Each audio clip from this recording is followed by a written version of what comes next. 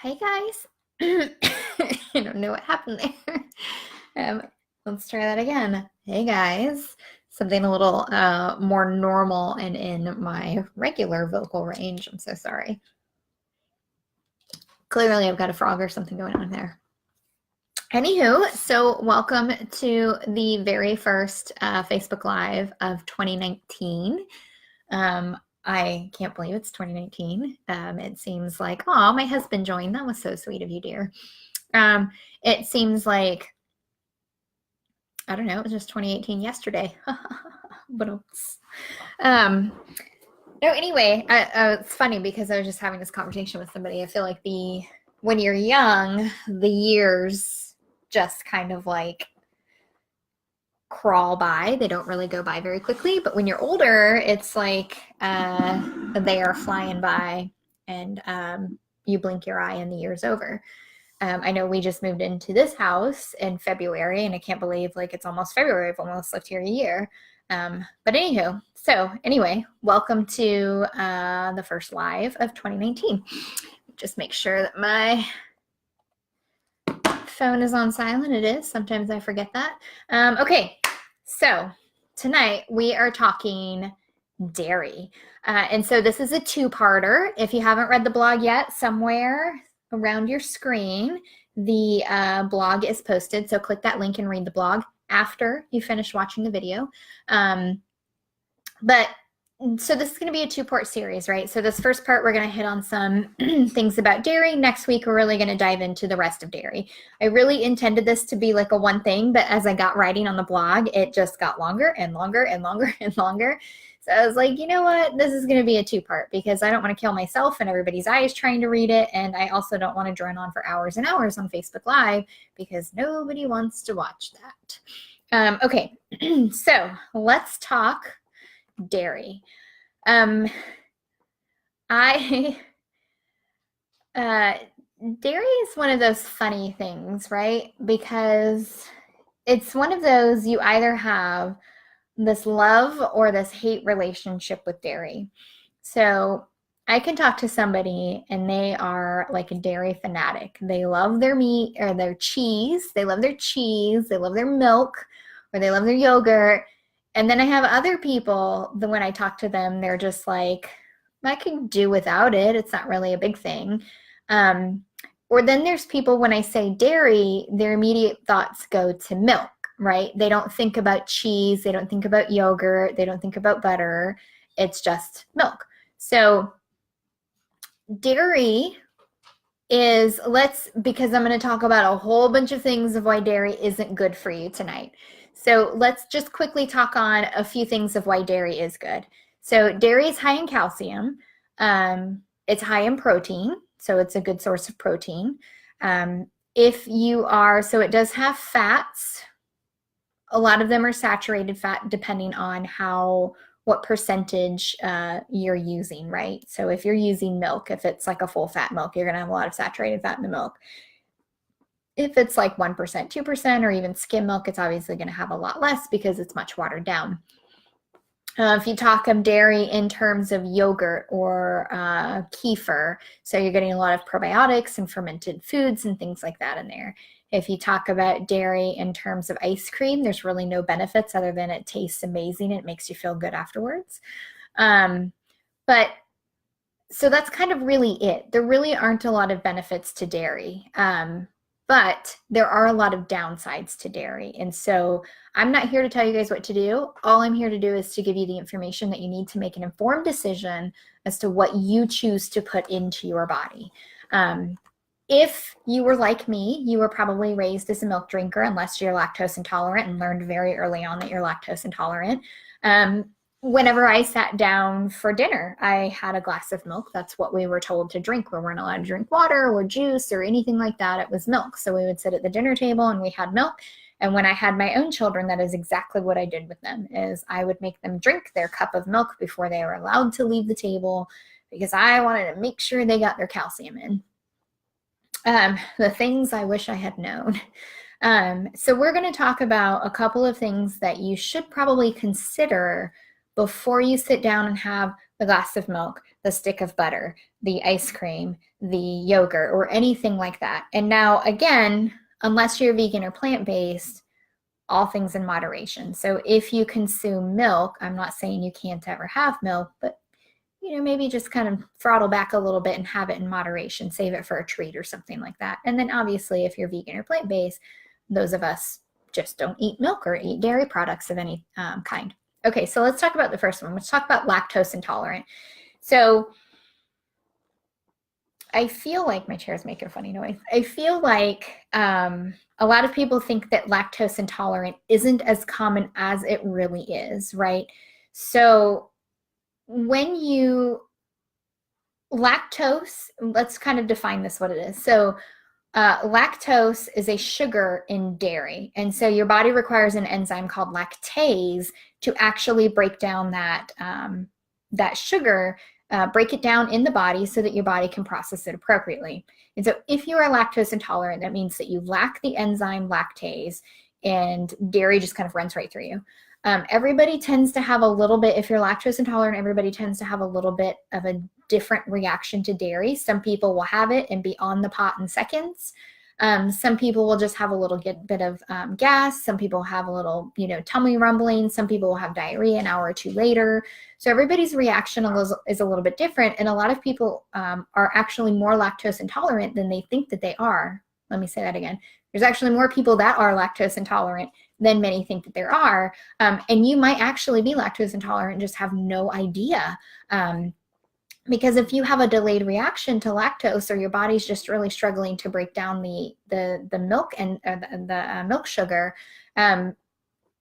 everybody's reaction is different. And so if it takes you an hour and a half to have a reaction, you might relate that diarrhea or that gas or that upset stomach or whatever you're having to the food that you ate versus the milk that you had or the yogurt or things like that. And so, and honestly, a lot of times people don't link diarrhea to the food that they had, or bloat or gas or tummy upset or things like that. And so, I forgot where I was going with that. Anyway, and so actually most people lose their ability. So like I said, lactase is an enzyme, and we tend to keep it around up until age 5 is the common age. And we need it because we need to break down mother's milk, right? So breast milk. So it's there for a reason. But usually around age 5, our ability to produce lactase tends to decrease in certain populations. So people that wean off of breast milk and typically do not go and consume cow's milk, genetically down the line, they don't produce lactase. So if you look at cultures like Asian cultures and Indian cultures, 90 to 100% of that population is lactose intolerant, because after they wean, they don't go on and consume large amounts of milk or cheese or yogurt or things like that. But in populations where after weaning we tend to consume large amounts of dairy product, about 65% of that population is lactose intolerant. So still a large amount, just not as much as the population that doesn't consume dairy post-weaning. And so I can't explain to you the amount of clients that I have that I eventually take off milk and they say, oh, wow, I didn't realize how much better I would feel. It's a lot of them don't want to give it up, but once we kind of get over that hurdle and they take it out of their diet, they realize how much better they feel. And it's because their body just wasn't meant to break that down, and it was really struggling, and they didn't put the, connect the dots together that, oh, maybe I am a little lactose intolerant. Because it's not just I eat dairy, I go straight to the pot. It's everybody's reaction to dairy is a little bit different. Okay. So the next concern with dairy is leaky gut. And I've talked about this before in the blog. I linked to the past blog. Basically, when we consume foods that cause inflammation in the digestive tract, it causes the tight junctions that line the intestinal wall to loosen up. They become swollen and angry, just like a cut would on your hand. And dairy is one of those things that tend to aggravate the digestive tract. And so when you have leaky gut, you tend to have a large amount of other symptoms like joint pain that is unexplained, meaning that you didn't have an injury or something to that effect, bloat, gas, acid reflux, brain fog, fatigue, inability to focus, concentrate, make decisions, those sorts of things. Acne is a big one, postnasal drip, excessive mucus production in the throat. So there's a lot of things that go along with leaky gut. But milk or dairy in general is one of the foods that can be inflammatory to the digestive tract. So anybody that comes to me that has digestive issues, dairy is one of the things that we will eventually move. We test it later on to see if their body really responds to it well or not well. But initially, it is one of the few things that we remove so that we can allow the body to kind of calm down and heal itself. Okay, so let's talk about calcium, because I hear this a lot, and I hear this a lot from mainly, so people that consume dairy products will ask this of vegans or plant-based. Oh, where do you get your calcium? Or physicians that aren't really well versed in the plant-based or vegan world don't understand where you get your calcium from. But here's the thing, right? Even though the majority of our bone structure, right? That's the big concern with calcium is, oh, we're going to get osteoporosis. We're not going to have strong, healthy bones when we get bigger. So even though the majority of the bone structure itself is made of calcium, right? In countries that consume the least amount of milk, they also have the least amount of the lowest rates of osteoporosis. So calcium consumption does not lead to a decrease in osteoporosis. It's actually vitamin D and vitamin K2, which do not come from milk, that lead to decreased rates in osteoporosis. They make sure that when you're consuming calcium, the calcium is getting directed to the right spots in the body. So it's not necessarily that you have to have this ridiculously high amounts of calcium in the body. It's that the calcium that you take in, it needs to be directed to the right spots in the body. So if you're not taking in adequate amounts of vitamin D or vitamin K2, your calcium's just kind of free floating out there, and it deposits in odd spots that it really shouldn't deposit, like in your arteries. So you can drink calcium or drink milk or eat yogurt or have cheese for the calcium all day long. But if you're not getting adequate amounts of vitamin D, and if you're not getting K2, all of that is for nothing. Like, you just don't even use calcium as an excuse for consuming dairy. And you can also find calcium in green leafy vegetables. So spinach has a lot of calcium. You can find it in fortified plant milks. Milk substitutes, flax, hemp, and nut milks like almond, cashew, a lot of those have calcium in it as well. So if calcium is your primary reason for consuming dairy, don't worry, you can get it elsewhere. Okay, and so we talked about inflammation. Let's talk about insulin like growth factor 1 or IGF-1. So IGF-1 is a hormone similar to insulin in the body. Everybody has it. It's produced by the liver. We all have it. What it does is it acts mainly on the endocrine system. So you're thinking like the thyroid, right? So things that affect growth, sexual reproduction, sleep, thyroid, those sorts of things. Galactose, which is a byproduct of lactose. So lactose breaks down into galactose, which then further breaks down. It actually provokes the production of IGF-1 in the body. An overproduction of IGF-1 leads to endocrine-related cancers. So you're thinking like breast cancer, colon cancer, thyroid cancer, ovarian cancer. And there are several research studies that have linked dairy consumption to these cancers by way of overproduction of IGF-1. Dairy is also linked to autoimmune conditions. So remember, we just talked about leaky gut. I didn't go into too much detail because I drone on about leaky gut a lot. And so dairy can lead to autoimmune conditions because it creates inflammation in the digestive tract. Inflammation in the digestive tract allows pro-inflammatory cytokines, which are basically signalers in the body. When we have inflammation, we need inflammation, and or when we have the immune response, we need inflammation. So if dairy activates the immune system in the digestive tract, then we have these signalers that create inflammation in the body. And so if we have open tight junctions, so if our digestive tract is, I'm using all these signals here, if the digestive tract has tight junctions, and the tight junctions are loose and open, then those inflammation signalers are going to get out into the rest of the body. And that's how we get things like, you know, the joint pain and high cholesterol and high blood pressure. A lot of that doesn't come from the foods that we consume directly, but the effect that the foods that we consume has on the body. And so an autoimmune, leaky gut can lead to an autoimmune condition. You need 3 things for an autoimmune condition. You need the genetic lineage, you need the environmental factors, and the food consumption, so the lifestyle. autoimmune conditions cause a whole slew of other problems: migraines, weight gain, food intolerance, IBS, increased aging. It just goes on. So dairy is very inflammatory. If for no other reason to not consume dairy, that's probably the biggest one. Dairy is very inflammatory to the majority of the population. So if you're sitting there saying, doesn't apply to me, sister, I challenge you to take dairy out of your diet for 2 weeks and then tell me how you feel. Guaranteed you'll feel better. If you don't feel better, you don't notice it, go drink a big glass of milk after those 2 weeks and then tell me how you feel. Usually people get very upset tummy, diarrhea, massive bloat. So sometimes taking these things out of the diet, you need that little shake up to see what it's really doing for you. And then the other big reason that we're going to talk about tonight, as far as dairy consumption goes, would be saturated fat. So a lot of people will say, well, we need healthy fats, and dairy is a good way to get a healthy fat.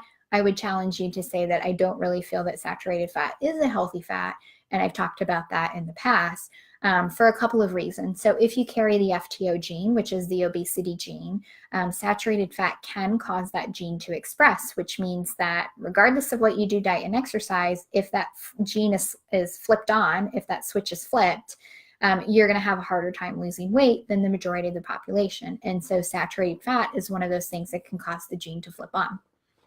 One of the other things that's really concerning about saturated fat is that it can raise your LDL levels, which is your bad cholesterol. Yes, there's a kind of a lot of different things that go into cholesterol, but if you're really struggling to lower your LDL, dairy is probably one of the things that you could do without that would make an impact on your LDL levels. And then if you have any type of Alzheimer's in your family, there's a good chance that you might carry the ApoE4 gene. If you carry the ApoE4 gene, saturated fat will cause that gene to express. And so anybody that has a family history of Alzheimer's definitely needs to keep their saturated fat low.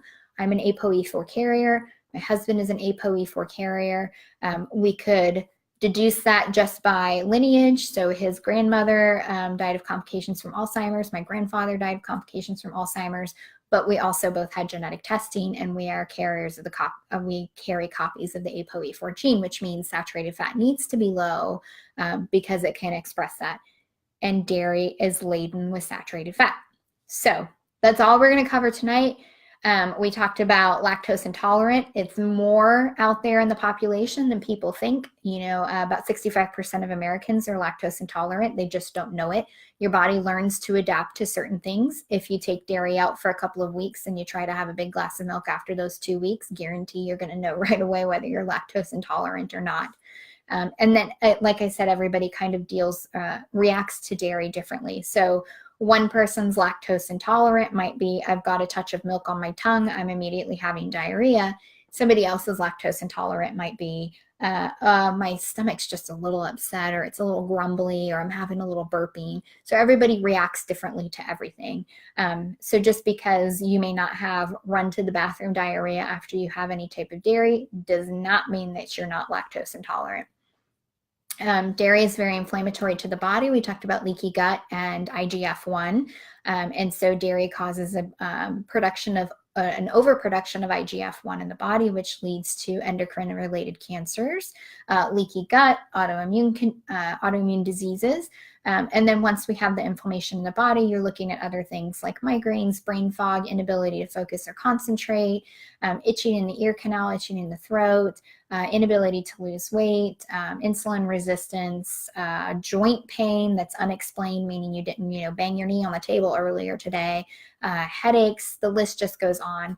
And then calcium. There's really not a huge benefit to calcium when it comes to bone. It's more the other nutrients that you're getting, ample vitamin D with K2, coupled with any calcium you might be getting from plant foods. So that is it. Next week, and then saturated fat, since we just talked about that one. So dairy is very high in saturated fat. You want to make sure that you are keeping your saturated fat intake low because of any type of Alzheimer's in your family, and also the FTO gene, so the obesity gene. So keep your dairy consumption low. Again, I'm not here to tell you what to do, even though I really just did tell you what to do. I'm not here to tell you what to do.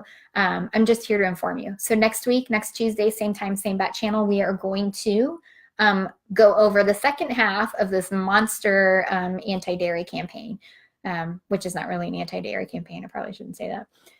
So again, if you're thinking I can't give up dairy, I would challenge you to give up dairy for 2 weeks. So dairy is not just milk. We're talking yogurt, cheese, butter, ice cream, and there's tons of non-dairy alternatives out there today. Oh, hi, Natalie. I don't know why my voice goes up when I say hi to people. It's so weird. I need to control that. Maybe I should practice around the house. Hello. Anywho, so that's it for tonight, and I will see you guys next week where we'll talk about the rest of dairy. I hope that you have a fabulous, fabulous rest of the week, and I'll see you soon. Bye.